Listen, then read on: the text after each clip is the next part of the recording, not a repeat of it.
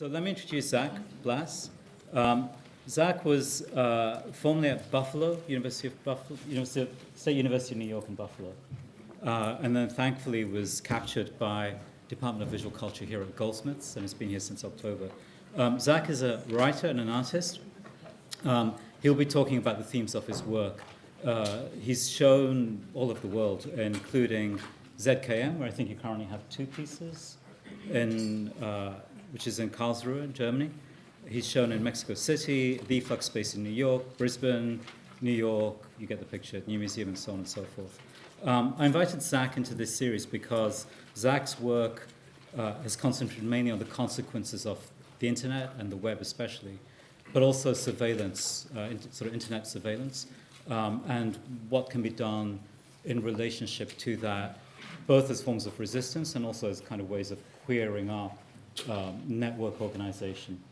So it seemed to me that in terms of the discussion around networks that we had at the beginning of the term, and also in terms of the discussion of locality and what constitutes our locales, Zach's interest in the internet as a kind of constitutive feature rather than an added-on feature of our locality and our geographies and our socialities and so on, kind of makes some fundamental comments on that. So as usual, what we'll do is Zach will present for a while, then we'll do a Q&A at the front, and then we'll open it up for questions at the end. So Zach, please. Thank you. Okay. Hi, everyone. Thanks, Suhail. Can you all hear me? Yeah? Okay, good. All right, so I'm not actually going to talk about the internet this evening, but of course, we can during Q&A if you'd like, which is some of my more recent work. But this evening, I'm going to focus on a body of work that I've been developing for about the past 5 years. And I'm kind of at this in-between place with the work because the artwork is almost completely finished. It's been a long, difficult process getting all of this work done. And right now, I'm in the process of producing 2 books about this body of work. So one book is kind of a traditional artist monograph, but the other book is kind of a proper theoretical text. And just to, maybe say something super brief about the way I think about the relationship of theory and practice. I think of myself as an artist that has kind of one single expansive research-based practice that includes writing, making objects, doing performances, workshops, lectures. So one way that, this is kind of the most clear-cut, direct way that I do this is theoretically I often like to create a concept. And that concept is able to discursively articulate what the work is about, what the artwork is about, but it's not limited to that, right? The concept can kind of function and circulate in its own right.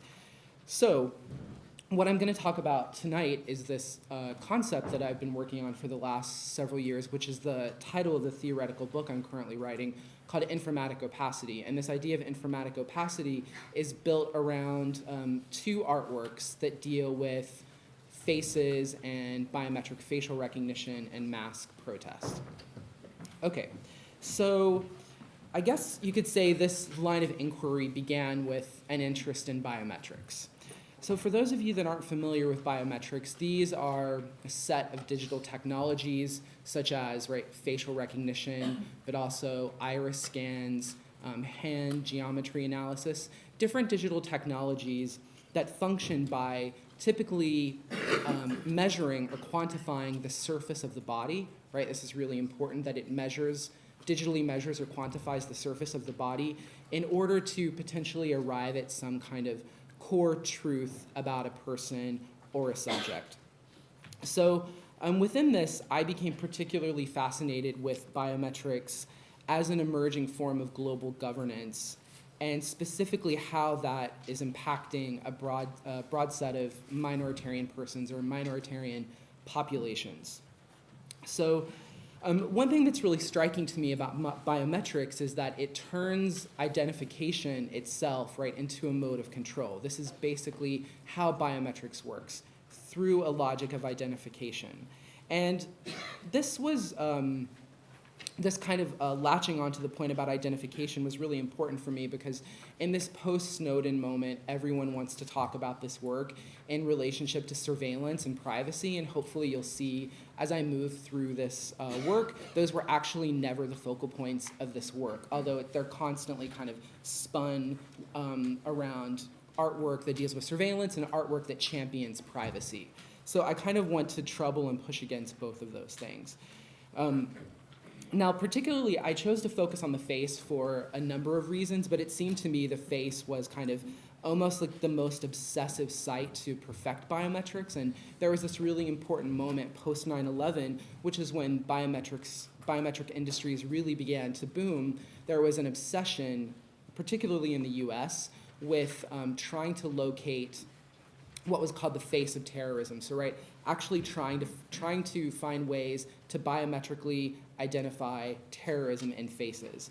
So this really struck me, this use of the face, but it's also the face more than any other body part that kind of constantly resists or fails or just doesn't cohere with biometric capture the more and more it's attempted to be perfected, right? But with biometrics, the face, which has this long history in philosophy and art as a site of alterity, as a site of ethics, within this biometric frame, right, the face, importantly, is shifted into primarily a mode of control, right, where the face becomes a digital surface code that can supposedly be quickly and easily calculated, and then you can arrive at some core truth about the subject whose face is being biometrically assessed.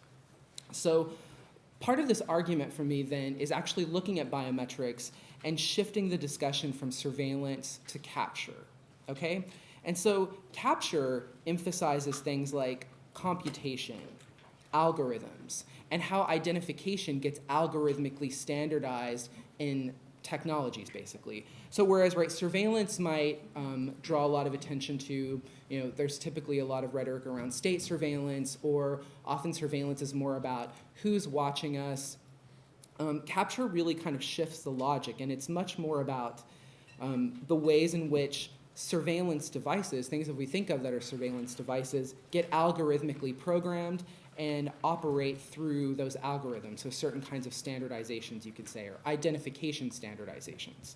So this is this idea of capture was importantly written about by an information scientist that's often forgotten or not cited heavily, whose name is Phil Agra. And Phil Agra in the 90s wrote an essay called Surveillance and Capture, Two Models of Privacy.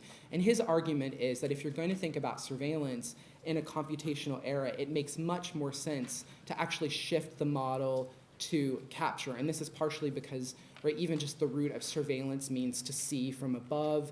It's also kind of attached to a more Foucauldian model of panopticon, right? And importantly, computation is not, or the computer is not a panopticon. So capture gives us a different model to think about how we understand surveillance, but through a computational lens. And importantly, maybe another simple way to just sum up capture to make sure you all have a sense of it is it's standardized protocols that go into technologies that then allow those technologies to perform certain duties, like look for certain types of people. And the important point about capture here is that actually capture is the precondition for global surveillance to even emerge technically, right? So what that means is before you can even have a global surveillance machine, of course this doesn't work perfectly, but in kind of networked relation with different companies and militaries, countries, et cetera, there have to be similar technical protocols so those devices can communicate with one another and share information, right? Such as biometric data. So let's look at some examples of capture to make sure we have this down. Okay, so if you look at this image, right, which shows these capture boxes in a simple digital camera, right, with facial recognition. Faces have been detected, there are boxes around these faces. So we look at this image and we ask, how does the camera know that it's seeing faces, right? How does the camera know to put box around, right, these fields of demarcation in this digital image? Well, of course, maybe the simple point is that, well, humans have programmed it to know this. But this is also the crucial point as well. So, right, humans develop certain protocols, certain modes of standardization, and often based on aggregating lots of different examples of faces, right? And then those faces are aggregated, particular calculations are made, and then algorithms are written that go into these machines that, right, are supposedly able to successfully determine when a face is shown and when it is not. So basically, an example of creating a technical standardization to algorithmically detect whether a face is there or not. So, okay, seems successful enough. Again, smile detection, right, seems pretty clear. Again, technologists develop an algorithm that basically computes, right, exactly, think about how you would do this algorithmically. Like, when is the moment when the mouth actually begins to expand just enough for the computer to actually say, okay, this constitutes a smile, right? And then, like, the millimeter, right, previous to that, that wouldn't be a smile. So you have to make these certain kinds of demarcations, right, in order to standardize smile detection. But anyway, right, the person is smiling, camera recognizes it, okay, seems simple enough. But things get more complicated as we move forward. So let's look at this example of blink detection. So here you have an example of an Asian woman looking into a camera, not blinking, and yet the camera asks back, did someone blink? So here's an example, right, when blink detection goes awry. And what we can gather from this image is that perhaps when the technologists were developing the blink detection algorithm, predominantly Caucasian faces were used in constructing the parameters of what constitutes a blink and what does not constitute a blink. So within these examples of capture, when the computer, or right, the algorithm, the camera, fails to perform its task at hand, then we're revealed a certain kind of bias, right, that's been programmed by humans, and here, right, is an instance of racial bias, right, built into the very technical architecture of the camera. So again, moving forward, right, here's an image, again, facial detection, facial capture, and you see that, right, 3 white-appearing individuals are successfully identified, and then, right, you have a white person on a shirt, but yet the black person in the image, right, is not detected. So again, with this, what we can extract is that biometrics, or these modes of facial capture, right, have a preference towards whiteness. So what we can also extract then is that these technologies are actually the latest, right, in a history of racist technologies that privilege whiteness. Okay, so with these examples in mind, what we could extract from them, or what I've extracted from them in my research, is that we could say that capture, right, these examples of technological algorithmic capture have transformed actually how we understand recognition, what recognition means, and even how recognition is yielded by states and governments. So within that cluster, you could think of recognition, representation, visibility, all those kinds of things. So what we could say then, based on the kind of a massive proliferation of these capture technologies, right, within citizenship programs, within all kinds of domesticated devices, is that whatever recognition politics are today, they are intricately bound with capture politics as well. So then that actually poses a really complicated question today, specifically for political struggles that have been historically invested in tactics like gaining visibility, gaining recognition, right, seeking some type of representation, perhaps from the state. Because right now, there's the possibility of when one presents oneself, when one makes oneself visible, when one makes the demand to be recognized, that's also bound now with a particular algorithmic mode of capture, right, which is part of the mode of control today. So what that means then is that seeking recognition and visibility, if they ever were to begin with, purely liberatory projects are certainly not now, or at least, right, they're deeply complicated and muddled now with these new emerging forms of identification technologies. Okay, so there's been a lot of recent feminist, queer, critical race, transgender literature on surveillance within the last 4 or 5 years by an amazing group of young emerging scholars. And one I think that's been very crucial for my research is Shoshana Magnet, who's a Canadian scholar based in Ottawa. And Shoshana Magnet developed this concept called biometric failure. And through kind of a really exhaustive process of many case studies and lots of working through particular technical examples, is able to make the claim that biometrics most typically fail to identify a broad set of non-normative persons, right? And some examples Shoshana Magnet will give is, right, Asian women's hands often have a different thickness of skin texture, which will fail to register with hand geometry or fingerprint analysis.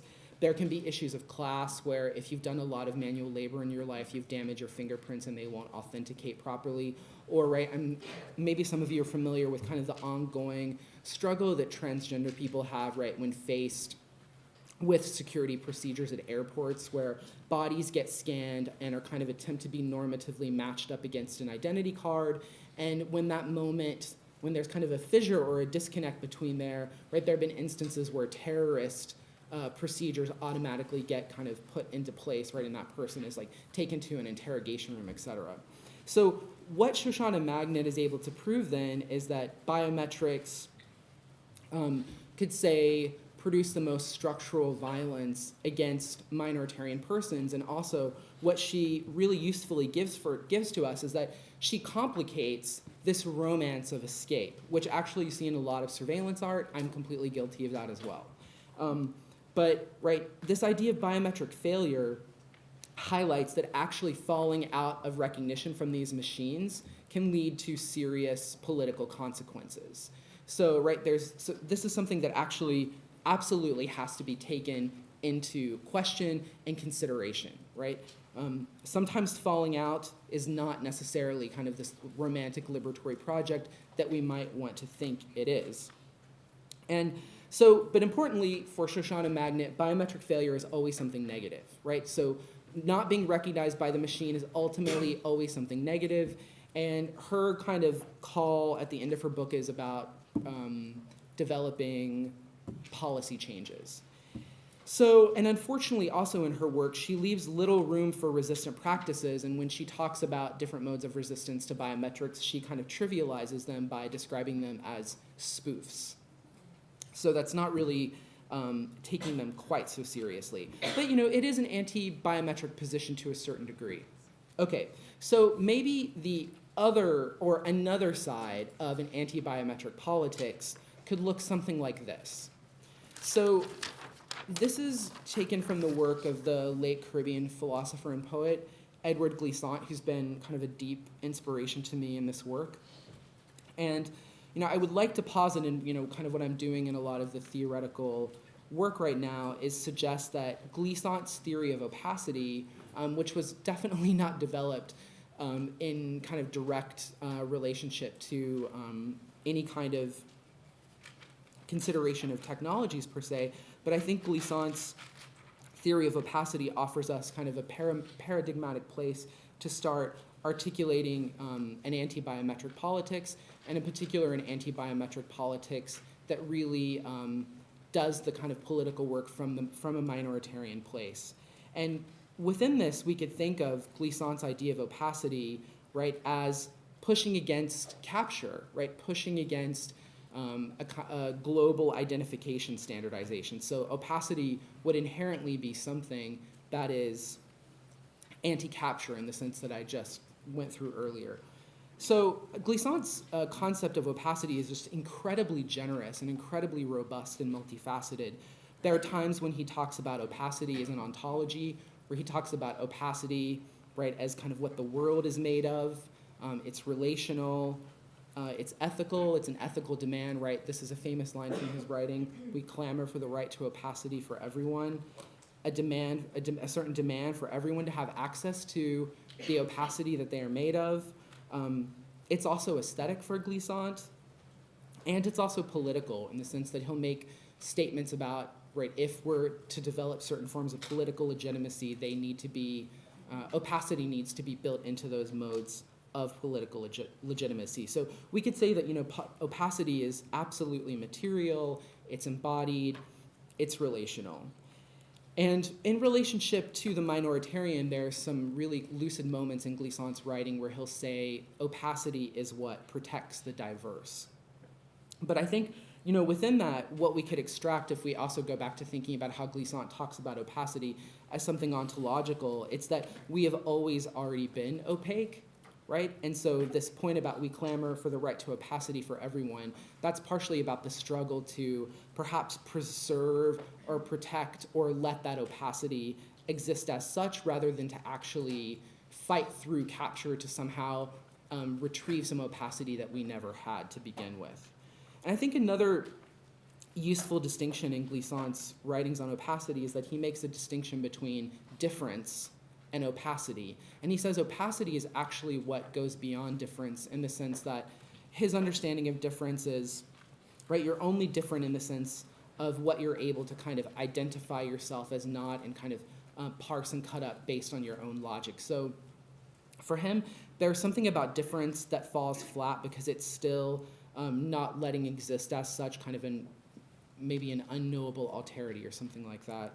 And then really useful for a critique of biometrics is the writing, or the way that Glissant writes about transparency in his writing on opacity. So Glissant has a very strong critique of transparency, but it's not the transparency that you might commonly think of with WikiLeaks or Anonymous, right? Like making governmental corruption public. The way Glissant defines transparency are modes of universalism, right, that have specifically come from Western Enlightenment paradigms that, right, have been forced upon, right, where he's specifically writing from the Caribbean, from Martinique, and, right, these modes of universalism that attempt to produce total knowability of a subject. So within the kind of post-colonial framework that Glissant is writing about, this gesture of transparency is certainly an imperial gesture. So right, the point is that for someone to appear kind of completely knowable, right, to you is to apply a certain kind of transparent universalism to them that somehow makes that person fully knowable to you. And following this definition of transparency, you could certainly say that according to Glissant's definition, biometrics is attempting to be exactly that kind of transparency, right? A form of universalism is in the sense that it's a globalized technology that's getting implemented into more and more governments per year all around the world, right? In an attempt to kind of have a total knowability of a subject, right, that gets indexed within some biometric database. So I think that's an important point to recognize, this connection between what Glissant considers transparency and what biometrics do. And I'll just kind of make this side point, we can talk about it later, but I think it's also important to recognize that Glissant's politics of opacity, I think, really strongly differ from the more popular politics of privacy that are used to often think about anti-surveillance practices. And maybe one way to think about this is that privacy is often an intervention always kind of at the level of the state and policy change. But we can talk more about that later. So, what's really interesting about Glissant's writings on opacity today is that they actually swirl around a lot of other political philosophy that articulates perhaps different theories of like unknowability or withdrawal or right and a desire to be obscure. There's lots of different ways this can be parsed, but the problem with the majority of this political philosophy is that it often, or actually always, assumes an abstract or universal subject. And most of these concepts, right, if they assume an abstract or universal subject that has access to them, it's typically a masculinist subject. So these concepts typically ignore the problematics of being trapped within particular oppressive identification regimes to begin with, and how, right, it will fluctuate on how hard people will have to struggle for their opacities. So just to kind of give you a rundown of some of these, you have the autonomous Marxist tradition of Exodus written on by Paolo Virno or Michael Hart and Antonio Negri. Disappearance, which is something that pops up in Paul Virilio's writings, as well as more recent writings by the media theorist Alexander Galloway. Whatever is the the writings from Giorgio Agamben in his theorization of the coming community. You have the illegibility of James C. Scott, who is an anthropologist, and I think his work actually has a bit more sympathy with Glissant's Opacity. There's the invisibility of the French groups Tikkun and the Invisible Committee, and then back to Alex Galloway and Eugene Thacker again, this idea of a tactics of non-existence. So I guess, though, one way that I actually kind of worked through a lot of this theoretical material, which I'll get to in a minute, is actually, it's part of the art practice where I workshop these concepts all around the world. And so I'm actually really interested in like what concepts people actually gravitate to depending on where you are, and what concepts actually, even if the idea is interesting and useful and provocative, there's something about just the way it's been conceptualized that really repels people. And I found that, you know, working with the different communities I did where I was developing this work, Opacity was always time and again kind of the most generous, the most accommodating, the most welcoming concept when working with people. So you can imagine, you know, if you would latch onto an idea of disappearance, and then, you know, when I made one of these masks, which I'll get to in a minute, it was in Mexico City, you know, there is a lot of pushback against any kind of political project that would articulate itself around a thematic of disappearance, right? So just, I think there's something really important to kind of think through about the affective attachments that these concepts evoke and the work that they do in that regard. So, but contra that political philosophy, I think Opacity has way more in common with contemporary theories in queer and feminist, transgender, and even critical race writing. And right, especially within the queer work, right, this would be approaches that don't take queerness as an identity category, but rather as a practice that refuses kind of normative modes of recognition and validation. So at once you could think of Jose Muñoz's really important work on queerness as a modality of escape, which he writes about in Cruising Utopia. In transgender writing, you could turn to the transgender legal scholar and activist Dean Spade and his writing on critical trans politics, and the way that Spade articulates this vision of a critical trans politics is that, yes, it must absolutely tactically engage with modes of legal recognition, but right, his point is that the kind of political end, that like transformative political vision can't end in a mode of state-based forms of recognition. And also we could turn to Jack Halberstam and Jack Halberstam's recent writing on queer failure, right? Where queer failure is basically a celebration of illegibility. It's the refusal to cohere, right, heteronormatively as a subject. And I think what's really amazing about pairing queer failure with biometric failure is that what happens is you get this paradox of recognition that's articulated basically at the heart of biometrics. So what that paradox of recognition is that, of course, biometric technologies will fail, and that failure can, right, cause serious political, difficult consequences that we must take seriously. But even, right, in the threat of that, there is still a larger, however you want to call it, radical or utopic desire that still wishes to get out of that mode of recognition, right, even when subjected to the potential violence of that biometric failure. So kind of this is the paradox then. And so within this, I think that mask protest is a really popular articulation of opacity today, right? Whether you look at the Zapatistas in Mexico or Pussy Riot solidarity protests from the past, black blocs in Europe, right? I mean, these all have kind of different specific leftist articulations of politics, but they both kind of emphasize two different modalities of the mask here, right? That on the one hand, the mask can offer this kind of individualistic, practical ability to hide and disappear. But I think it would be a mistake to only read the mask as like an individual disappearing act when it's wielded by social movements in these instances, right?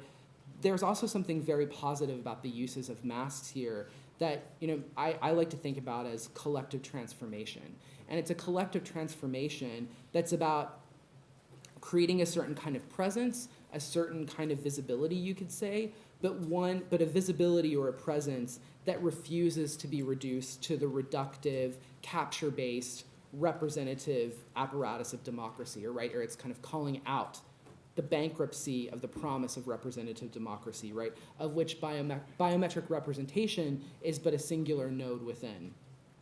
So, and then just to also kind of think about how powerful the mask has been in recent uses and protests is that you have this emergence of mask legislation around the world. And these are only a couple, but there are more. So, right, this mask legislation, highlights acts of opacity as, right, a threat to the state in the sense that, of course, opacity would be a threat if a mode of capture, which is, right, connected to a modality of representation or visibility or recognition, is a primary mode of control or governance today. So these laws, the first one was used during Occupy Wall Street when that movement was beginning in 2011, and NYPD officers resurrected this really old 1845 law that was actually originally developed for Hudson Valley tenant farmers rising up against inflation costs of grain, I believe. But the law deemed 2 or more people wearing a mask in public illegal unless a masquerade ball was being thrown. But it seems like the NYPD kind of failed to recognize that Occupy was exactly that. But what happened was officers arrested protesters wearing masks, and they were taken to various precincts in New York City, and they were given 2 options, typically. One, submit to voluntary eye, hand, and face biometric scans, and maybe pay a fine and then leave. Or if you refuse to submit to the optional biometric scans, then you would have to spend a few nights in jail. So, this also kind of illustrates in this mode that biometrics, right, is also very much about a logic of preemption, about building really robust databases of citizens. So, right, you can always kind of like go back and search in those, right, if any kind of risky person is performing some kind of activity that the police deem unfit. The second law is Canada's Concealment of Identity Act, which is a bit more extreme, and this law deems that if you wear a mask to a riot, now importantly here, riot has a particular definition. It's not the same thing as a protest, but I can't remember the distinction, but if you wear a mask to a riot, you will spend up to 10 years in prison. So a much more actually extreme law, and more have emerged since then. Okay, so to kind of wrap up the theoretical side of things here, right now a working definition of informatic opacity to me is this. It's a practice of anti-standardization or anti-normalization at the global technical scale, right, which is the scale at which these technologies attempt to function. So I don't know if any of you have followed the recent kind of debate around the queer theory without the normativity issue and differences. If you're familiar with this argument, there's been an attempt to articulate a version of queer theory without anti-normativity, basically. And I guess my kind of take on this is actually not so much that we need to do away with the anti-normativity, but actually there needs to be a more precise, specific articulation of what anti-normity is in a particular instance. So, right, with this, there needs to be, right, a taking into account of kind of the technical components of power here. So, right, instead of anti-normativity, we might want to turn to media theory and think of something like counter-protocological, right? So what's the relationship between a long history of queer writing on anti-normativity and then in political media theory, resistant practices that are deemed counter-protological? Can we find a meeting point there? I can't fully articulate that to you right now, but to me, this idea of informatic opacity is in there. It's in that place. And informatic opacity would also work from the premise that minoritarian persons are the most structurally impacted by biometric technologies in a violent, right, subjugated way. And the other thing we could say about informatic opacity is that, of course, it goes back to this paradox. It's both something liberating and precarious, right? You have to kind of carry that double-edged sword with it, that it can't just be kind of a complete romance. So adding informatic to opacity for me was also a genealogical gesture, you could say. And on the one hand, in the early work of the media theorist Catherine Hales, right, she kind of gives a simple definition for informatic, which is information added to sociality. So like what information in social contexts, right? And this would obviously allow us to think about how capture has come in and shifted what it means to be recognized today. But more precisely, this idea of informatic for me comes from the feminist science and technology scholar Donna Haraway and her idea of an informatics of domination. And this idea of informatics of domination for Haraway really boils down to the problematic she sees of reducing the world to a matter of coding, right? Kind of reducing all the world's problems down to a matter of coding, which, right, in the biometric example could be a matter of capture as well. So we could say contra that opacity as a modality of embodiment cannot be reduced to the algorithmic, which is to say that opacity also can't be reduced to capture. Okay, so now moving on to the artwork. So that really informs informs the theory. So the first project I'm going to talk about is called the Facial Weaponization Suite, and it was a series of mask making workshops I did. And these workshops would often last for sometimes up to a month. So there was a really strong pedagogical aspect to these workshops where a group of people would get together. These were frequently completely open to the public, so whoever decided to turn up. And we would at first talk about biometrics in local and global contexts. And then I would scan everyone's face with a Kinect, which is basically a 3D scanning device, and you can see it happening in the right-hand corner of that image. And basically, I would get a 3D scan of everyone's face. And then I would take that data and aggregate it into a single composite.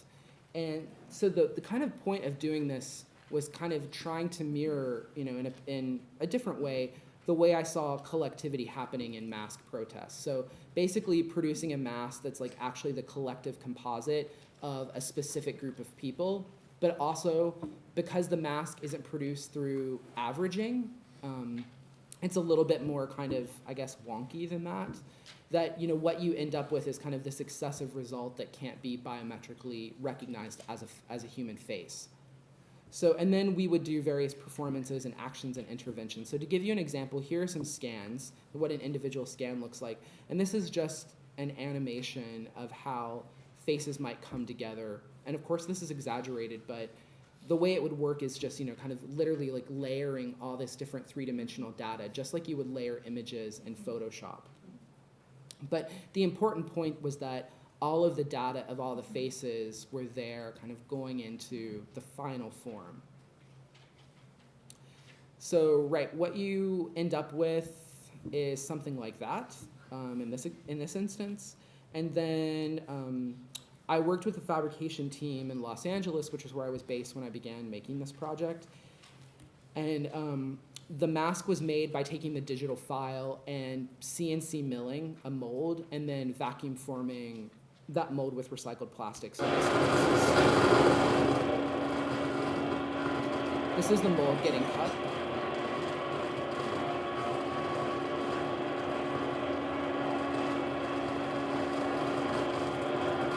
And this is the vacuum forming process.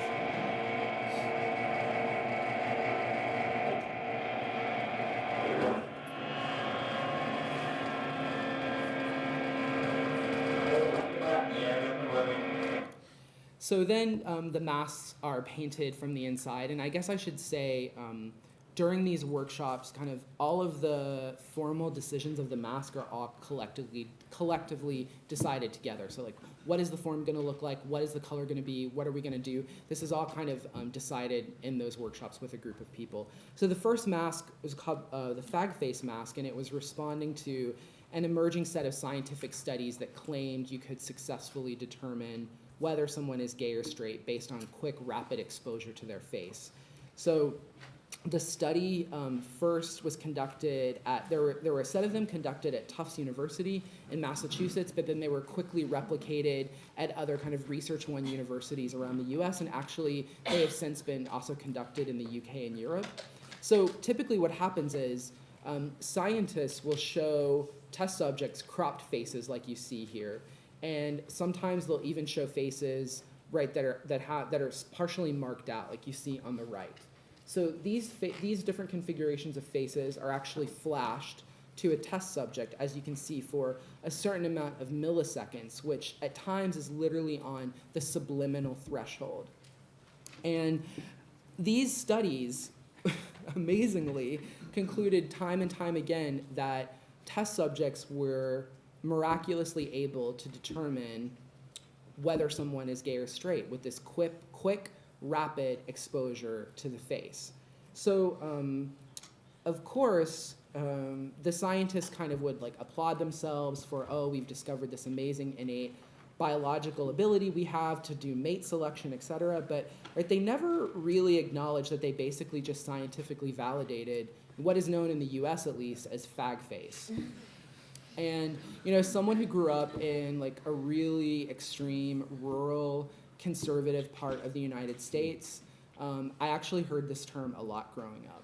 So I don't know, this was kind of personal for me, and I was really just kind of miraculously struck by these scientific studies. But if you see here, this is to get a better sense of what fag face means. This is a Google image search for it, and of course, it's not necessarily that all of these people identify as homosexual. It's more of a normative way of claiming feminization on like male facial features. It's more an issue of a feminization basically. And if you want to learn a little bit more about fag face, just set a Google alert for it because you'll get something every day. Okay, so partially by making this mask, it was actually supposed to be a little funny, where if these studies supposedly claimed they could successfully detect one gay person, well, I was like, what happens if you wear 20 gay faces, which would supposedly make you like super gay?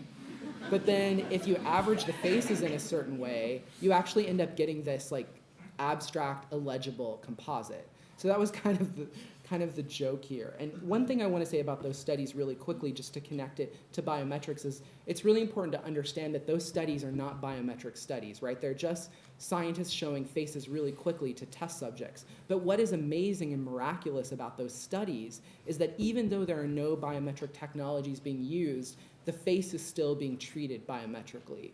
So it's also a great moment to kind of think about the ways in which a certain biometric understanding of what a face is, what you expect from a face, what a face communicates to you, is actually permeating in a lot of different areas of culture and research today. So even when the biometric technology is not directly at play, the face somehow is still treated biometrically. I think that's an important observation to take from those studies.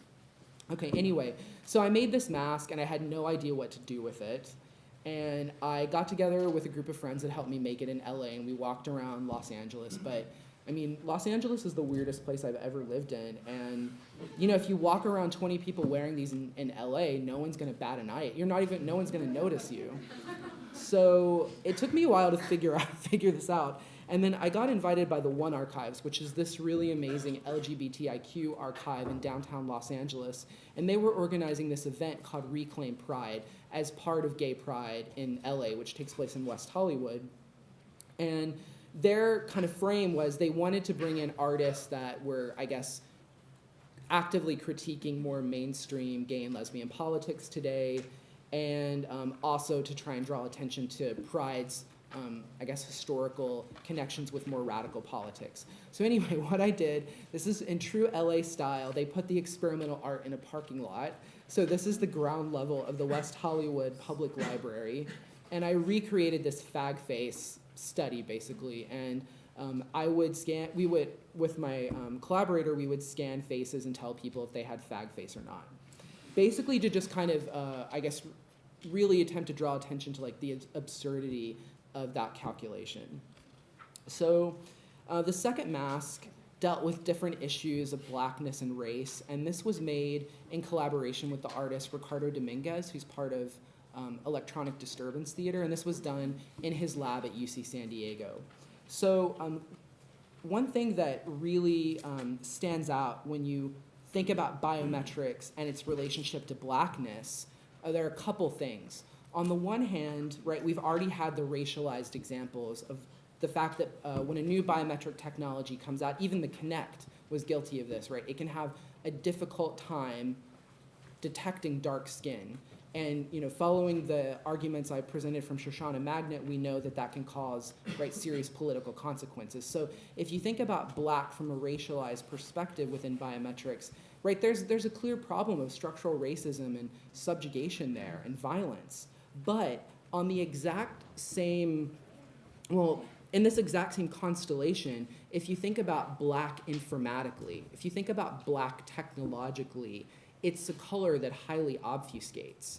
So if you're only thinking about this informatically, black is actually something that allows you to escape and evade the technology, right? But so basically, what I'm trying to get at is that there's kind of this knot of blackness when you're thinking about biometrics and protest and race that you actually can't undo, right? So black is both, the racial issues of structural violence, but at the same time, kind of the vector of escape. So, and then of course within this as well, black is an aesthetic trope in militant protest. So we were really interested in these, this constellation of blackness, particular with biometrics in the face and protest. So working with Ricardo, he does a lot of work with theater of the oppressed. Maybe some of you are familiar with that. So we did a lot of theater of the oppressed workshops with this project and developed a series of more abstract tableau vivants, which are just kind of like still poses, and they were staged in different places around San Diego and University of California, San Diego. So they looked something like this, and this is the only image I have, but there are several of them, and there were more people involved, but just to give you a sense of kind of the abstractness of it. The third mask was made in New York, and this is kind of when, the relationship between color and what was being dealt with started to, kind of dissolve, but I think that was productive. And this dealt with, this mask specifically focused on feminism and feminism's different relationships to recognition and visibility, hiding the face, being cloaked, being veiled, what are the relationships there with agency. And I worked with a really amazing group of feminist performers in New York City, and we made this mask together, and then, this is give you an example of what the masks look like when they're 3D modeled before they're printed. And then these group of performers used this mask in a conversation-based performance at iBeam, which is an art and technology space in New York City. And it was a performance that actually wasn't even listed in the night of events. It just only happened during the intermission. So when the intermission happened and everyone was mingling, these performers came out and just engaged people on these issues and topics based on their own personal experience. Kind of a simple conversation piece. The fourth mask was commissioned by MOAC, this fantastic contemporary art museum in Mexico City. And this project lasted a really long time, over a month at MOAC. And a lot of it was, because I was an American going into Mexico, a lot of it was focused on kind of border relations, and in particular, biometrics is still the world's #1 border security technology. So actually thinking about biometrics in relation to policing the border, its connection with kind of the death machine, of the U.S.-Mexico border. And we decided to do something a bit more somber in Mexico, and we ended up staging a mask procession because Mexico has a rich history of mask processions. And we basically just decided to kind of walk silently through big chunks of Mexico City over a period of a couple days. Okay, so that's the mask project. And, I do think of it more, I know it's kind of heavy, but I do think of this as a positive project because it's about collective transformation and the demand for opacity.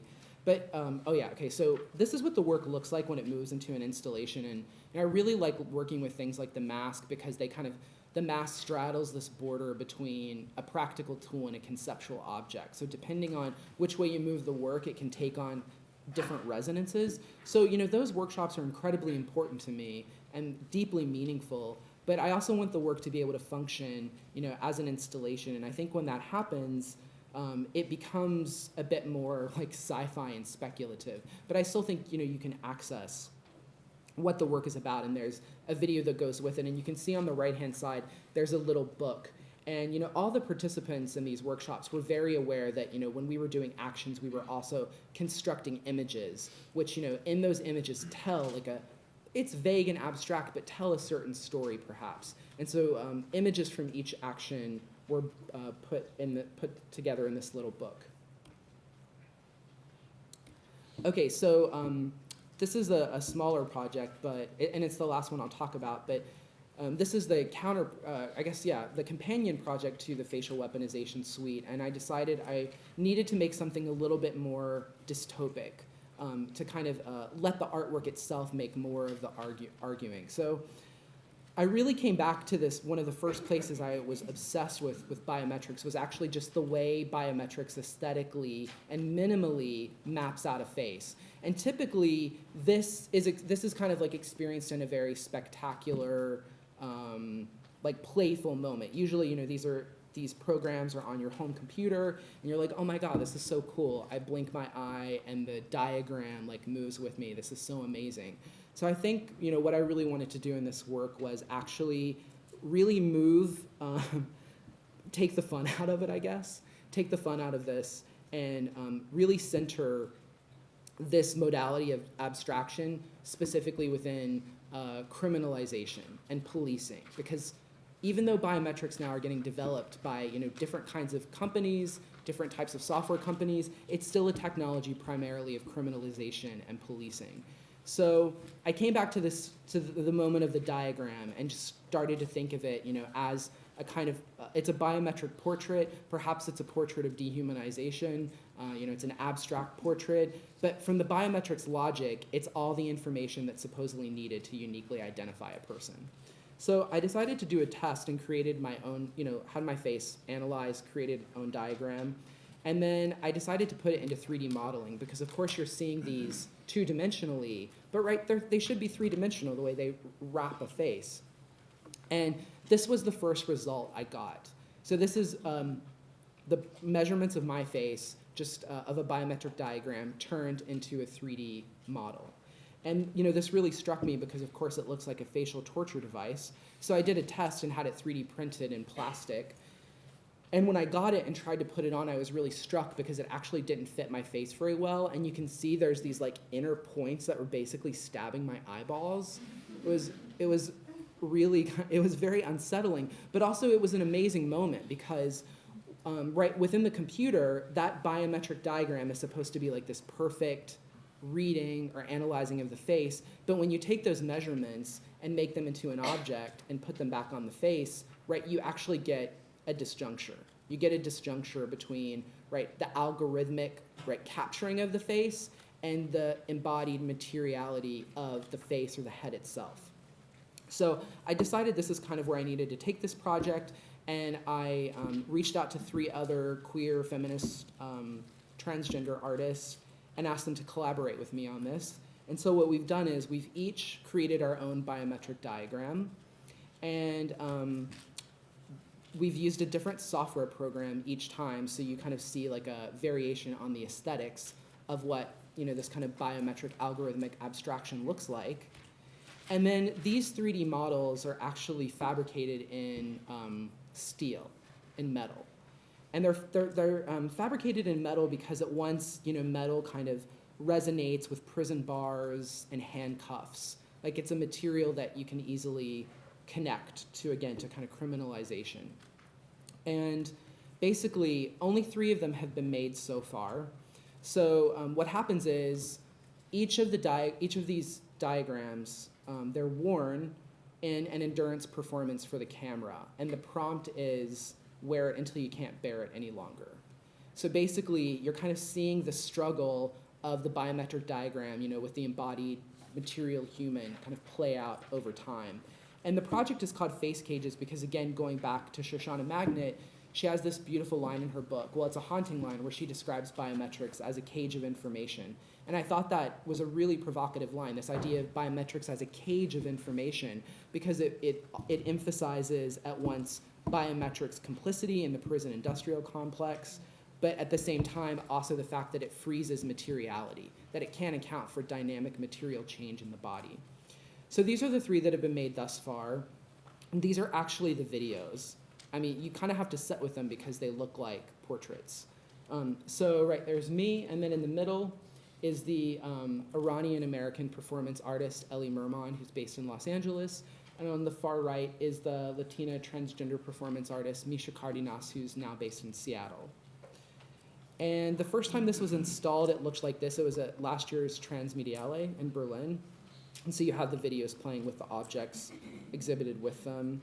And then there's a close-up of one.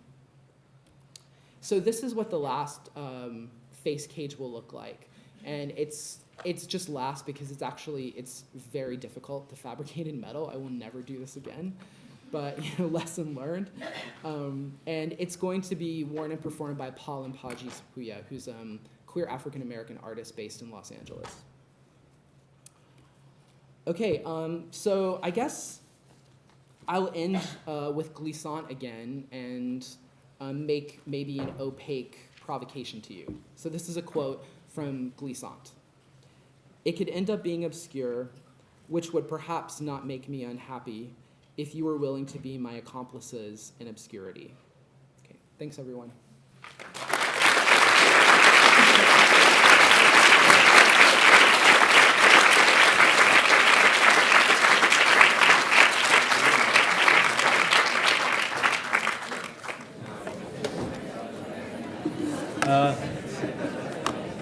Okay, so those mics aren't working, so we're going to do a kind of double act over here. All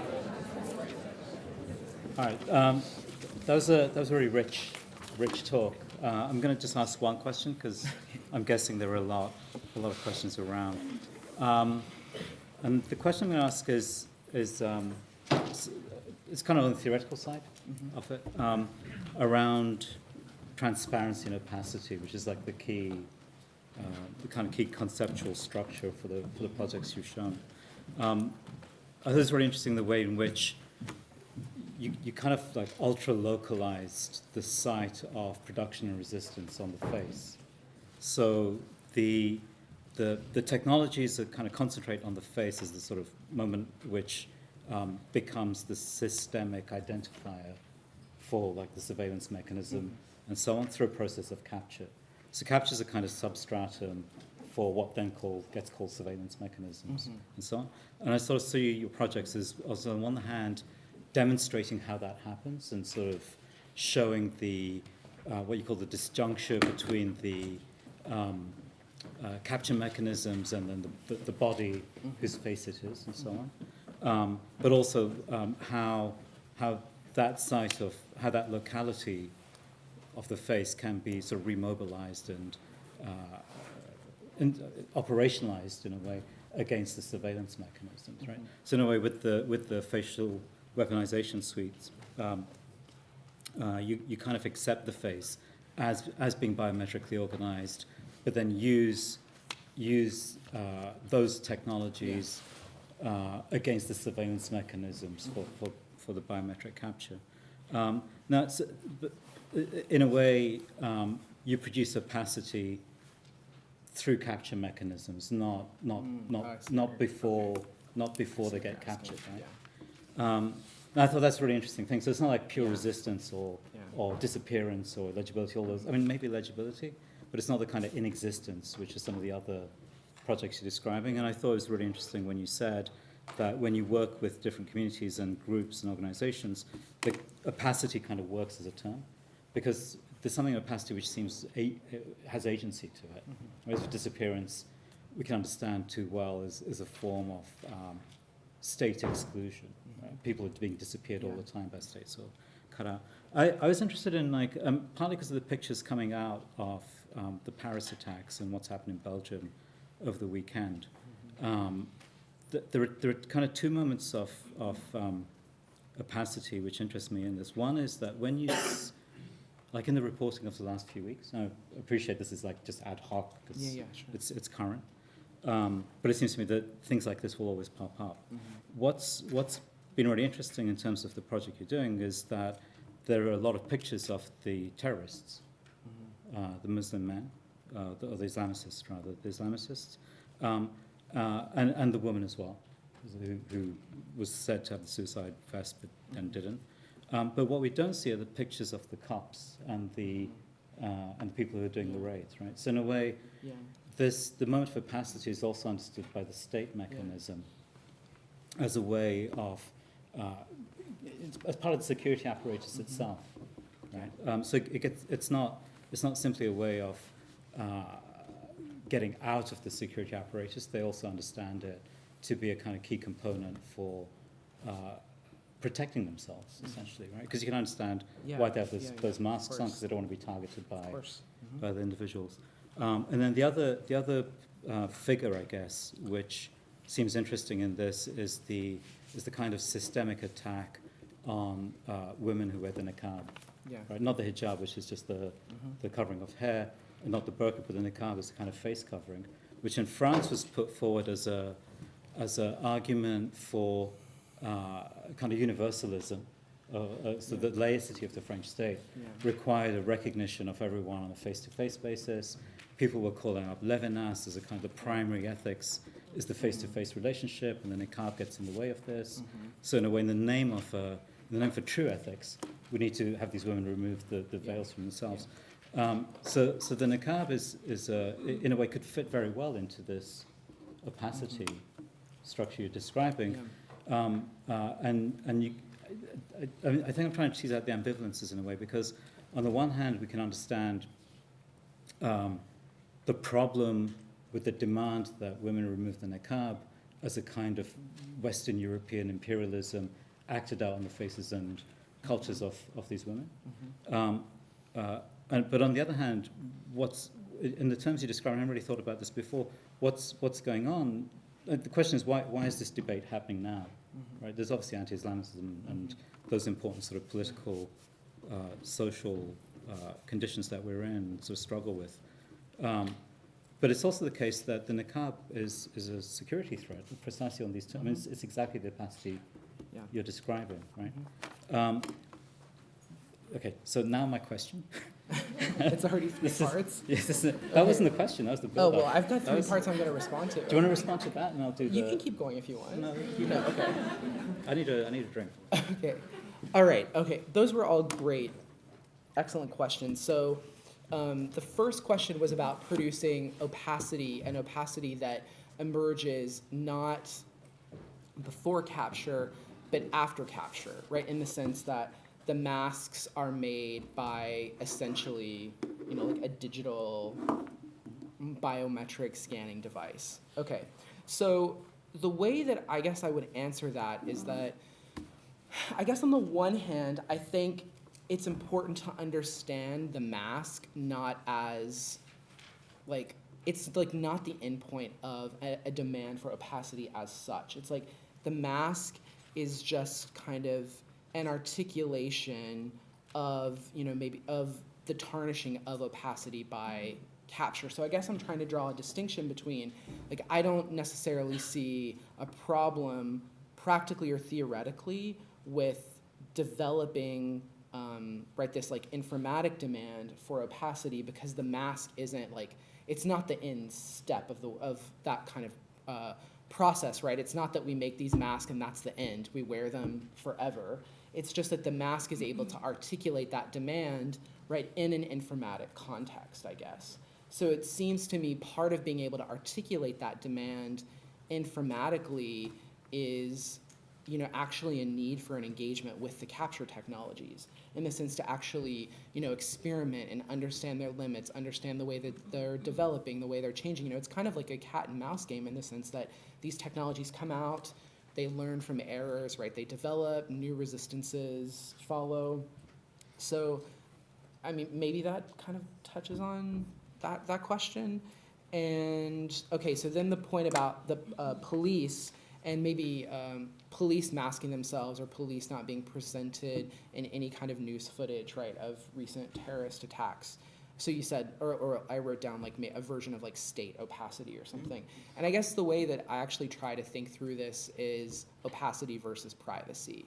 And that might not be a satisfactory answer, but for me it's a theoretical way to develop a distinction, in the sense that when because you do have this modality now. It makes me think of when Hart and Negri talked about networks fighting networks, where like a variety of this now is like mask entities combating mask entities.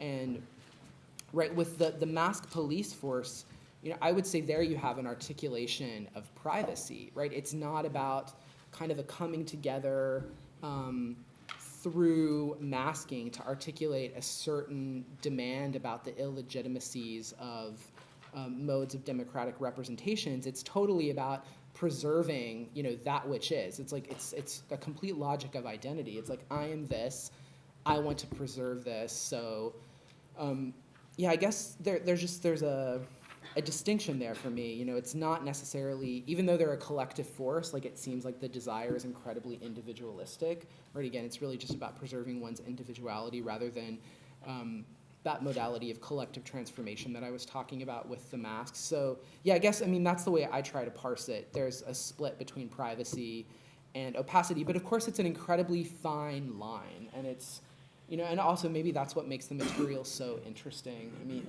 In the US, a lot of people bring up examples of like the Ku Klux Klan and, different kinds of masking like that, and how do you kind of navigate that? But for me, theoretically, it's about the demand that's attached to that. And that's also why the artwork was so kind of specific. It's like really specifically grounded with people, and like the titles are kind of trying to evoke certain particular discursive things. Okay, and then the question of the niqab and French universalism. Well, I'm actually teaching a whole class on the face right now here. It's a third-year undergraduate course, and we just read a book on this by Joan Scott, which maybe you've read. It's called The Politics of the Veil. And Scott talks about this idea of French universalism, right, which is known as la cité, and kind of the demand to have this like abstract French citizen presented to the nation there, and right, the niqab kind of violates that abstraction because it puts a certain sense of religion before nation. But I think one way to, and I actually haven't written this chapter yet in the book that I'm writing, which there is a chapter on feminism, and partially what that chapter will do is work through, there's actually, a set of literature that already exists on this. You can go back to Chandra Mohanty and her, well-known essay Under Western Eyes, when she, kind of does a feminist critique of the West, the way the West kind of has a knee-jerk reaction to, any kind of veil or covering, and does a really beautiful critique of that. There's Joan Scott, there's Saba Mahmood. I think there's a lot of contemporary feminist writing that really deeply pushes against the assumption that the face cloaked in any way is like an erasure of agency or like a de facto terrorist threat. And of course, Joan Scott makes the excellent point in her book that, even the idea of the word veil, the way the veil got mobilized is kind of like in the headscarf controversies in France in the mid-2000s as a, like a generalized term to account for, again, like specificities of garment where with the veil, right, it implies that the face is fully covered, and so Scott kind of goes to great lengths to, draw attention to the fact, well, in some of these instances, the face isn't actually covered at all. So, I don't know, I think there's a lot of great feminist literature out there that kind of completely undoes all of that, but maybe in relation to the face, you bring up Levinas, and, I think that's a good point because, one thing you could ask yourself, there's like a strand of philosophy of the face that's completely based on exposure. Mm-hmm. Like it's an ethics that's predicated on the face being exposed. And that's definitely the Levinas, Judith Butler, Agamben path. So then the question is, right, does it make sense to kind of take this particular Western continental philosophical view of the face and dump it onto that context with the veil, or the niqab, right, the burqa, or is there another way we need to articulate an ethical philosophy of the face that's kind of outside of that? And I haven't done this yet, so I don't really know where it would go. But one thing I've been interested in doing is taking that feminist literature that I already just cited and thinking it through some more Deleuzean feminist work, particularly people like Rosie Braidotti and Elizabeth Gross that talk about Deleuze and Guattari's idea of imperceptibility, but they think it specifically through a feminist politics. Of course, but that only goes so far because, it's a Western continental philosophical tradition, but maybe thought in relation to these other feminist writers like Saba Mahmood or Jasbir Puar, you might arrive at like more productive terrain. Okay, I'm going to, can I see if there are any questions around? Okay, I want to carry on, but I'm going to just take questions. Okay, go. Okay, first. can you hear me? Sorry. Yeah. Yeah. I'll paraphrase and repeat for Okay, people. yeah, who great. So I was thinking about like what you were saying, talking about the kind of like the mass multitude, especially like in regards to like political action, like Black Bloc and so on. There's a few things I was thinking about. That one of them, the most prevalent thing is like the idea that the mask is a kind of an object, like allows the possibility of like state infiltration. And I was thinking specifically of like say members of a local police force that kind of take that sort of like opportunity. And I mean, I know like plainclothes cops exist in all forms of protest, but like it seems a lot more prevalent. And I think part of that is because the mask allows for almost a lowering of like a kind of a lowered inhibition sort of thing, because there is a certain type of anonymity. And I was wondering, like, with that sort of, I guess I don't want to say threat because it's very limited, but for lack of a better word, threat of possible like state intervention in these kind of situations, like how do you think opacity works there in relation to like infiltration? Yeah. That's a great question. It's a question it's a difficult question to answer. I mean, maybe the best way to answer it is to actually articulate, what's expected of the artwork to do. What do I expect, or where are the limits of the artwork in relation to this? And I think, okay, maybe this is a tangent, but I'll come back. I think that there's a lot of this kind of surveillance work that is a little maybe presumptuous in what it thinks it actually can accomplish. So there's kind of been a whole second wave of surveillance artwork around masks, and it always kind of like obsessively latches onto the technical fix. Like what's the best technical fix? Often like at the expense of any kind of political project. Like there's one example of like a man who made a mask of his own face as a white man and was like, here, you can wear my white man face because it will allow you to pass a lot more successfully. So it's like, whether that technically works or not, I don't know how many people are going to sign up to do that. But, okay, maybe what I'm trying to get at is then, I think it was really important for me to frame this, frame the work, really within an art project, because you bring up like a kind of a real life muddled example of the mask. And you're right. There, in those instances, it's an incredibly complicated, murky terrain, and it's not as clear cut. So I guess the artwork for me, and I think whether you like it or not, I'm kind of touched by Jose Munoz and that idea of a kind of queer utopic art. So that's kind of how I thought of that or of that artwork. That it was making a certain kind of vision of opacity, but also knowing that that vision, doesn't necessarily at all play out like that in the world, right beyond that example of the artwork. So it's also kind of like doing those workshops that allows people to come together for a limited amount of time and have some kind of experience of this. Sorry, yeah. But there was a point around the sort of low-level cop infiltration, right? Yeah. Could you just repeat that? Oh no, like with these like mass kind of like Black Bloc type protests, it becomes very, very easy for like members of say like a local police force to infiltrate that protest and then like kind of either like put people like under arrest or like kind of escalate the situation that's already kind of escalated in a way because people's inhibitions kind of go away a little bit when their face is covered, to then delegitimize Right. that gathering. So state actors use the mask form to infiltrate mask protests, Yeah, exactly. and then ramp it up so that the big forces can move in. And I'm thinking directly, like as of right now, like what was happening in Ferguson, last right? year. Yeah, it's happening and for in yeah. Oklahoma as Yeah. well. Yeah, I think a larger theory of the mask would have to absolutely account for everything you're saying.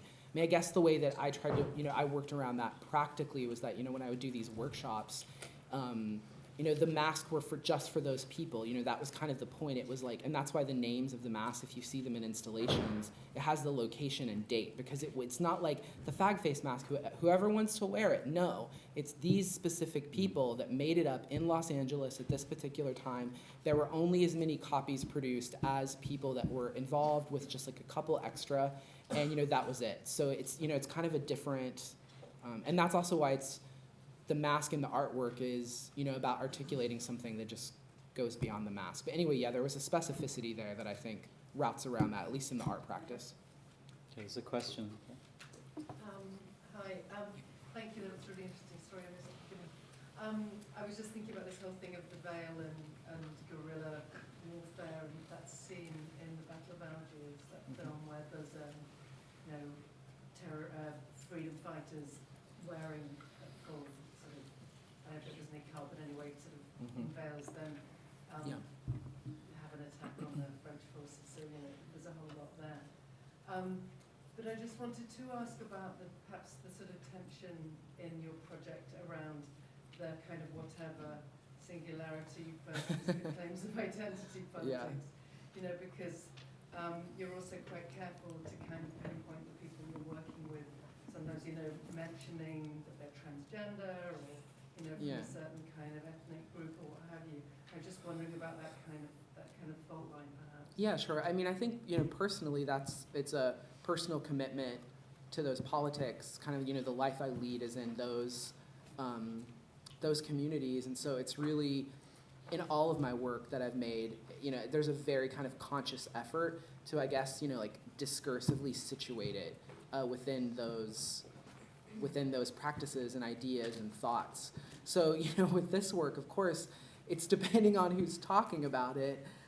It will get spun in different ways. So I've seen media theorists that are really interested in this work, and then they'll give a presentation on it. They'll completely leave out, like it's amazing, completely ignore every element of queer or the feminist, any of that stuff. It just kind of goes out the window, and it's able to articulate, right, like, and Agamben's idea of like the whatever singularity, or maybe the French TQ and an invisible committee. I mean, I'm not kind of adamantly opposed to that work. I actually think it's really productive to kind of pick at those things and just take what you need. But yeah, I mean, I guess what I was saying at the beginning was it's just I really try and develop a concept around the work that I make. And for this biometrics work, it was this idea of informatic opacity. So yeah, there's just a commitment to make sure it's, I guess, discursively built in a particular way.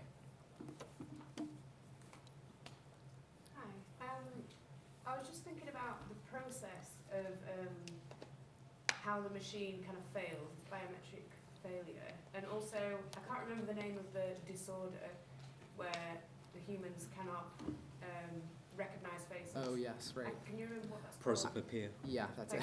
Yeah. And just thinking about the machine and the human, and how they're both considered failures in that you're not going to get by in this world if you can't recognise, strangers, loved ones. It's not going to be an easy thing to navigate. But then I was thinking about that in relation to, it's a problem that needs to be solved.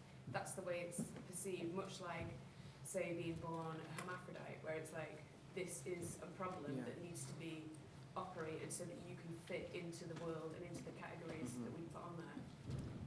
That's not really a question, it's just a meandering thought that I've just had. Oh, can I paraphrase the meandering thought? Just people at the back didn't hear. So the point, the meandering thought was that there's the machine failure of there's a failure of machine recognition, but there's also a failure of human recognition of faces. So there's a condition called prosopopea where humans can't recognize. So I'm kind of like caught in between this. So there's a condition called prosopopea where people don't recognize faces, and so every time you see somebody, it's kind of like, I don't remember who you are. I'll describe it again. And so the issue you were asking was that certainly with the human condition, it's in the medical conventions or so psychological conventions that, because of social norms that we should recognize one another, that seems to be a problem that needs to be solved. Yeah, and it naturally occurs, this misrecognition. Yeah. So it's like what's called an abnormality, an aberration. And the point you're making around that in comparison to the machine recognition? It's a naturally occurring phenomena that I don't really know that much about it, but I'm just interested in the process of like the machines being seen to fail, much as Okay. the human is, and how. I mean, I don't really know much about the condition. I'm fascinated by it, but I wondered if you've done any more research into that to kind of. I can't really get out my point. Yeah, I mean, I've done some research, a little around that, but I think, I mean, for me, one thing that's really interesting about the point you bring up is it's like, it introduces, importantly, two different modalities of recognition. That's kind of where the informatic component of Opacity comes in, because, of course, right, machines see differently than humans. So one thing that can be interesting about, thinking about informatic opacity is, right, there can be instances when the machine fails to recognize something, but the human doesn't. And I think that's the interesting thing about the mask, because of course the mask, it's, this is why I like opacity, because it doesn't mean invisible. The mask is, you could say, hypervisible, but right, it doesn't, it's not able to be recognized by the machine. But then at the same token, you can say, like, because there's a group of people wearing that same type of mask, then it becomes a kind of like, maybe like, you could think of it as an analog network, right? Or it's a way of like recognizing the group, right? If they all have this similar styled mask on. And I guess, with the other, with the human failure of recognizing faces, I mean, I think that's a really provocative issue, and the only thing I can think of in response to that is, it makes me think of Levinas, and how do you have, well, of course for Levinas, it's, it's not just, the face isn't just like this, but I don't know, it just makes you wonder, like, how do you have the ethical encounter without a moment of recognition?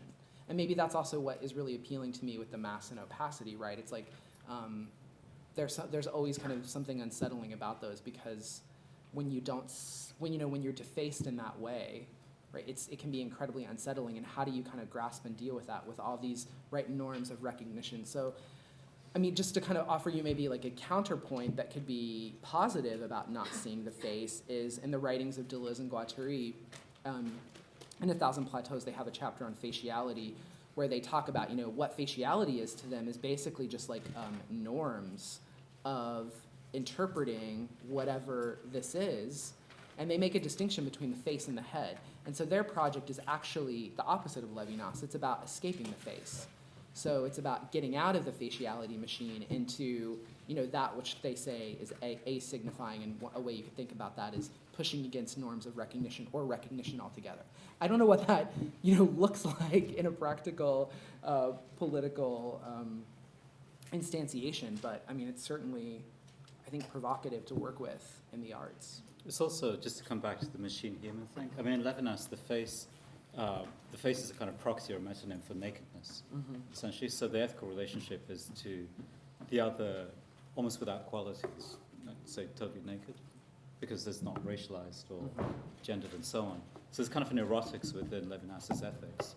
But what's interesting around in that configuration is that the mask is something that you wear, right? So it's kind of doubly against Levinas. Not only does it cut the face off, or not cut the face off, not only does it cover the face, but it's necessarily artificial and technical. Yeah.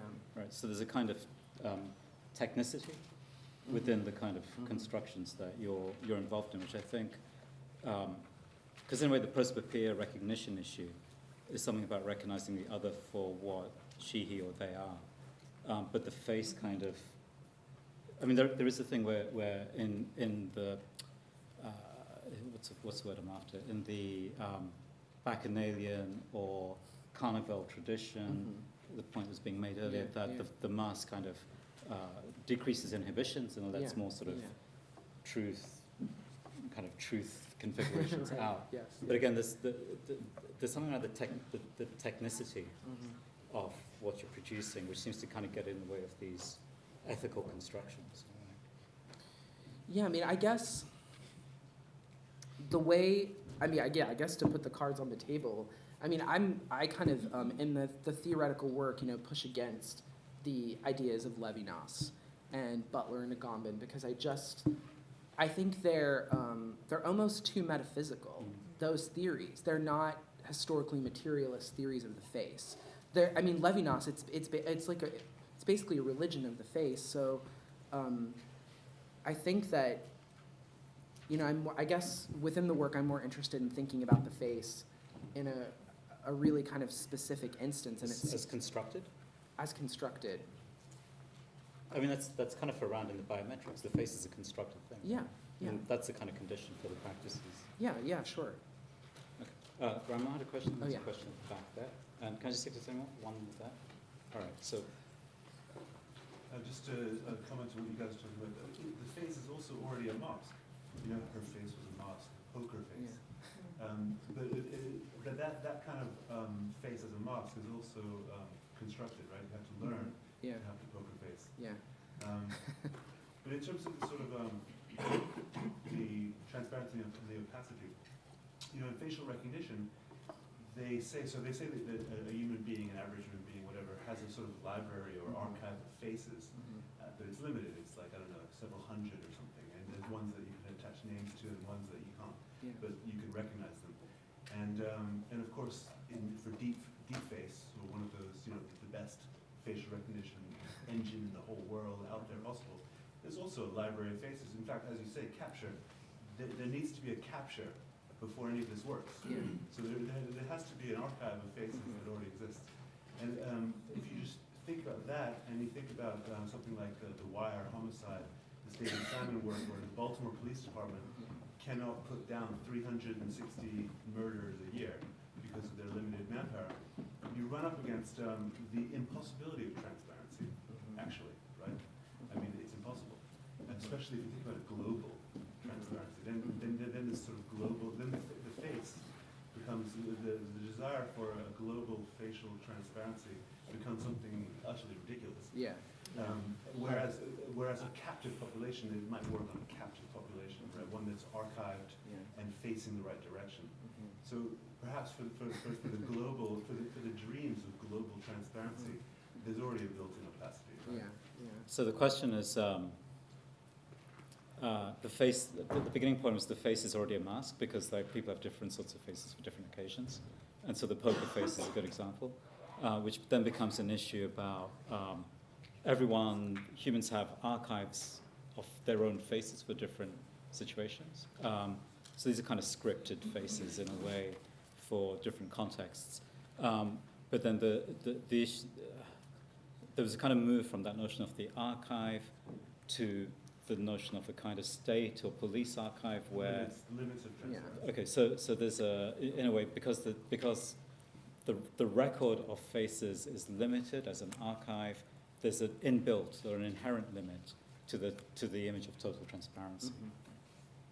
Yeah, I love the point about the poker face. You know, it makes me think of one theory that I really love of the face that's often not frequently cited is by Gloria Anzaldúa.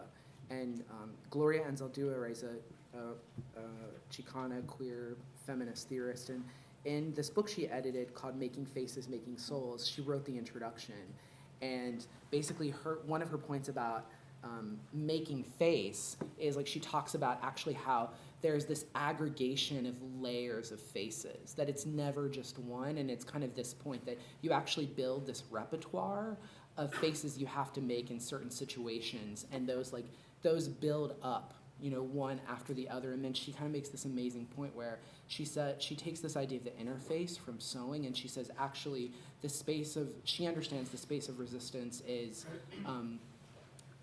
basically what connects, the space that connects those masks together. And anyway, it's just a different way of thinking about the surface of the face and layering and how it builds up. And I mean, then the other point about the limitations of transparency, I mean, I think that is 100% absolutely right. That, you know, there's a differentiation that has to be made from like the dream drive of those technologists. And, you know, that is the dream drive. Like, you know, basically like one global database, you know, one perfect technical protocol that can, you know, amazingly assess all faces the same way. But of course, we know that it's just like an absolute mess. You know, it's like a mess of like tangled, incompatible, breaking, fractured, incomplete databases that like never add up and never fully work. And then, you know, and then I think that spills into Shoshana Magnet's point precisely. It's because that dream drive for total transparency always fails. It doesn't work that, right, you get this biometric fallout or biometric failure.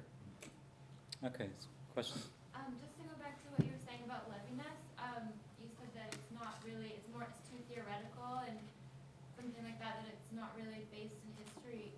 But from my understanding, he came up with that ethics of the face right after the Holocaust, and when he couldn't stand the idea of people being reduced to a singular identity. So for Levinas, the face can never be represented or even recognized. It's like this completely non-visual thing that exists like behind the face that you see. So I think he says things like the best way to recognize or to see the face is to like close your eyes and stuff like that. Right. Yeah. It just, Yeah. I mean, you're absolutely right. Of course, those were the historical circumstances from which he developed his theory of the face, and they're absolutely crucial. You can, I mean, you feel that, in the kind of almost like, what the word I'm looking for? There's like it's a delicate, it's a delicate theory. But I guess, I guess my problem with that is it just kind of gets picked up and used in a lot of theoretical work today, without, necessarily the historical circumstances from which it's been developed are taken into consideration. And, one point is then just as Levinas developed a theory out of the face out of his historical situation, and so too, right, we need to develop a theory of the face in relationship to our own historical situation, of which, right, biometrics is one part. And that doesn't mean like to completely dismiss every single thing that Levinas said, but I mean, maybe we have to go another way. Maybe we take a little bit from Levinas and reconfigure. yeah, I don't know, I thought maybe he would be like the perfect philosopher of anti-biometrics, because he does say that you can never represent the face. You can never know the face because it's always changing. It can never be like crystallized. So I don't know. For me, it really works that way.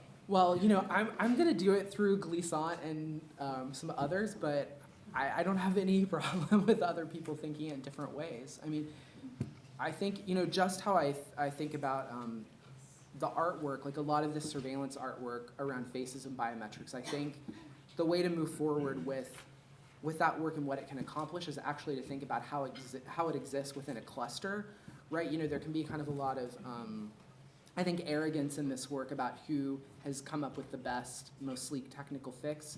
But actually, if that work is going to contribute anything, it's going to be like all these different artists today kind of doing their own different variations and takes on it. So, the same could be said about the theoretical engagement. I know you've got more. I've also got a response, but I don't want to get too involved in a Levinas study group right now, so we'll take it up maybe in the part. There's a question there.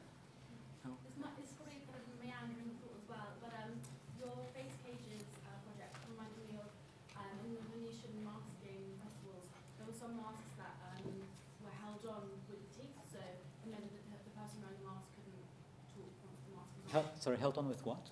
So held on with their teeth. Oh, with the teeth, mask, okay. Yeah, was secured by their teeth and they couldn't talk.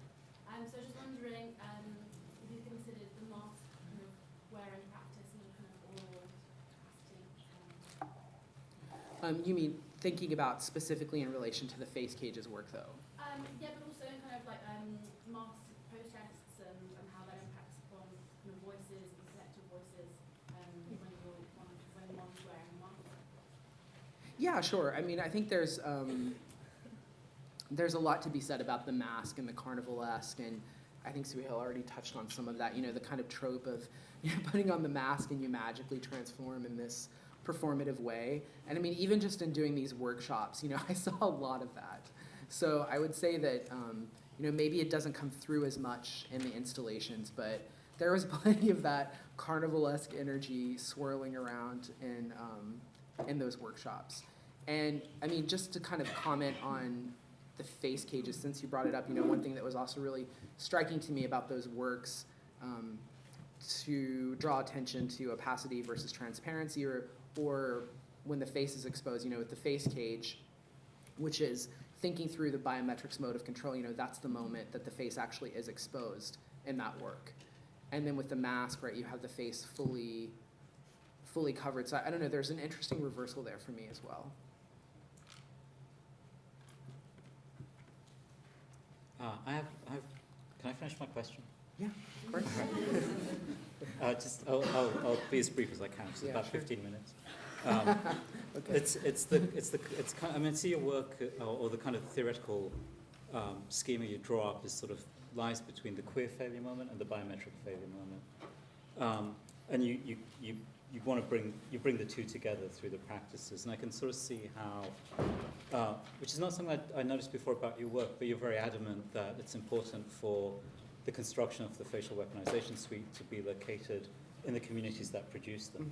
So there's a way in which you're proposing a kind of autonomous or self-generated identity formation, which is distinct to the identity formation of the technocratic surveillance capture order. Right? So it's a kind of minority. I mean, as you put it, minoritarian against abstracting force mechanism.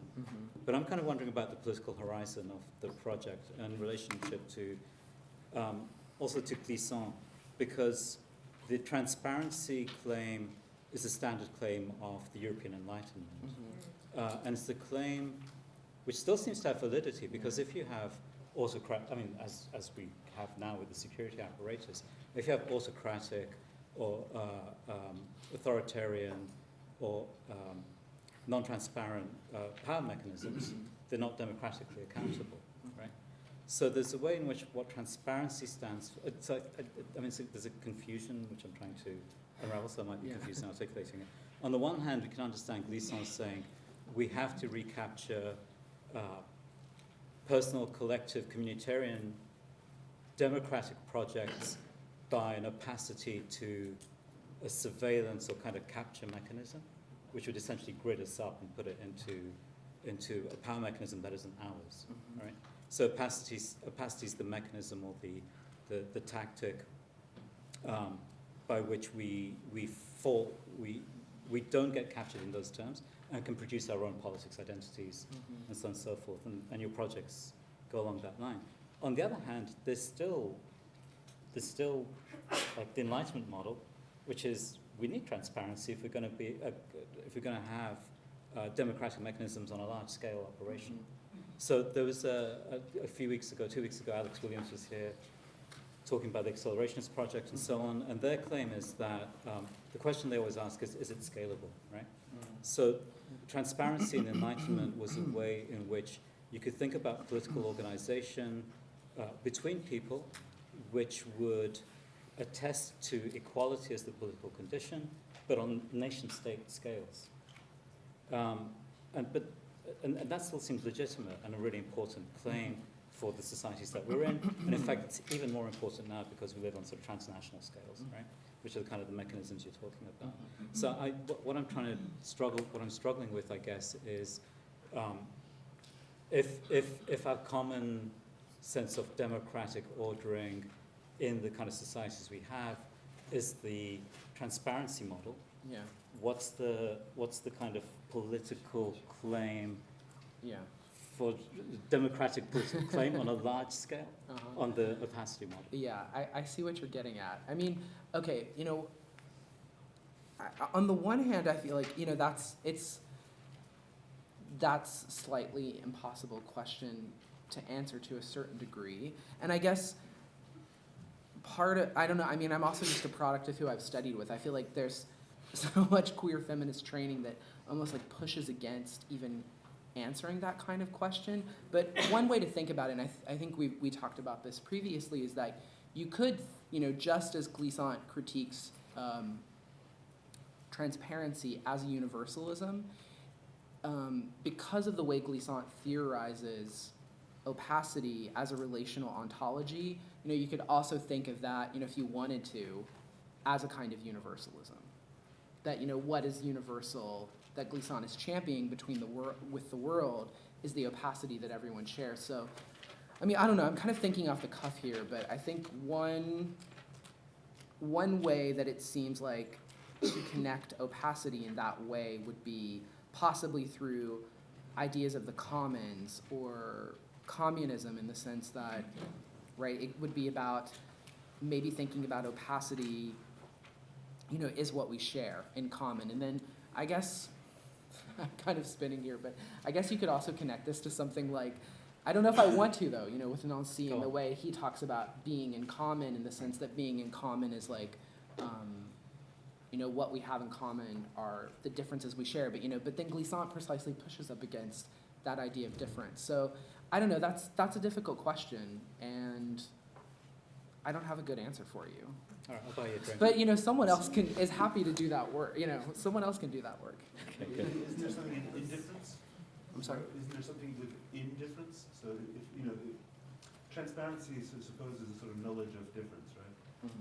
But wouldn't opacity sort of instead of the word opacity, you might want to use indifference to differences. So the quick and final point was that transparency presumes a knowledge of differences, but opacity might suggest indifference as a tactic, as a politics. Yeah. Remain democratic. I'm sensing Zach wants a drink, so we're going to cut it there. Thank you, Zach. Yeah. Um,